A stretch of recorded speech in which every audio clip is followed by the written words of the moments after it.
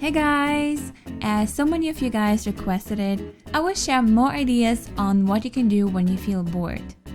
They're not only super fun, but you can get really creative with that as well.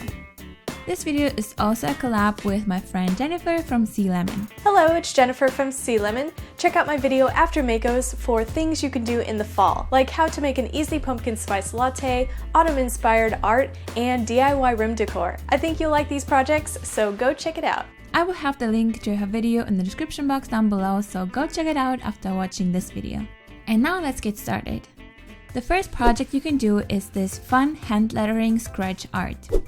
To create this art, I used a sheet of this self-adhesive holographic rainbow kind of paper that I cut to size.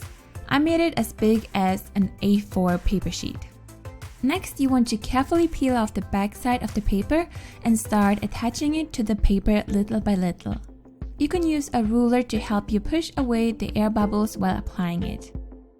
Cut off any excess paper if needed, and we are ready to prepare the canvas. This is really simple. All you have to do is mix equal amounts of acrylic paint and dish soap. Mix it together very well, and then we can start painting the black canvas. At first, I created one layer, and after it was dry, I applied another layer of paint on top of it. Let it dry completely. This won't take too long, but you can also use a hairdryer for that as well to make it quicker. Once everything has completely dried, we can start drawing, or in this case, writing our hand lettering quote. For this step, you will need a skewer, or you can also use a pencil, it works as well. And while you move the skewer or pen over the surface, you start revealing the sparkly background below by scratching it. For my quote, I used a picture I found on Pinterest for reference. I just typed in hand lettering quotes and found some inspiration. And I created this quote in a fake hand lettering style. I first wrote the quote with a simple line as you would normally write with a pen, and then I followed the rules of hand lettering. So we need the parts of the letter where we would go downwards with our brush to be thick, and everything else that goes up needs to be thin. So I just went back to the letters and adjusted it accordingly just by scratching off some more black paint. This is really fun and relaxing. You just need to be careful because the paint is still kind of delicate, so be sure to be careful while touching the paper. But I love the fact that it's so pretty and versatile. You can use any other color for the background and create anything you want. And once you're done, you can even frame it if you want.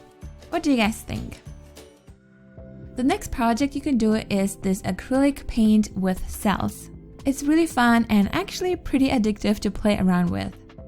To create this art, you will need some acrylic paint. If it's too thick, as in my case, just add a little bit of water or a medium. Water isn't as great, but if you just add a little bit, it should be fine. And then we need a very important ingredient, silicone. Here I will be using this hair oil because it has Dimethiconol in it, and it's basically silicone as well. So it works just fine. Add a few drops to the paint and mix it a little bit, not too much. And now we can start pouring the paint over our canvases. I mixed a bunch of different colors to try it out, so what I found is that it looks great if you start with a darker shade of color on one side and then add other colors next to it. Also, it's important to use enough of acrylic paint. If you want to try out this project, I would recommend to get yourself really cheap acrylic paints so you don't feel like you're wasting it or anything like that, and you can just experiment. Try out different color combinations, but make sure the canvas is almost full of paint. And then you can use a long ruler or something similar and then slightly move the ruler over the canvas while moving the paint. Don't panic if the result looks like nothing. It still needs some time, and you can also play around with it a little bit longer. So if you notice you missed some spots or you need some more color, just add it a little bit on top and move the paint again. The most important part is not to overdo it.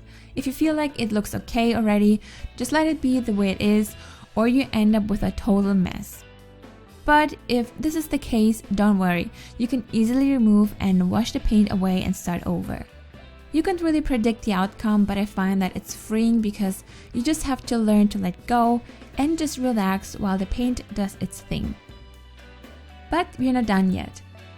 To create even more cells, you can use a hair dryer and carefully go over the paint with the hot air, and you will see how all the cells start to appear. And then all you need to do is let it dry for a few hours until it's dry, and you have a beautiful and unique painting. What do you guys think? Would you try it out yourself? The last project is great if you just want to add a little bit of color to your room while keeping it simple and classy. For this project, you will need 2 pages from magazines or even 2 of your old paintings you don't like at all. We can totally reuse them now and make something amazing out of it. So I decided for a blue and red color combination, and then I cut the paper to size using the glass of a frame that I want to use for the art piece. Next, you want to divide each page into equal sections.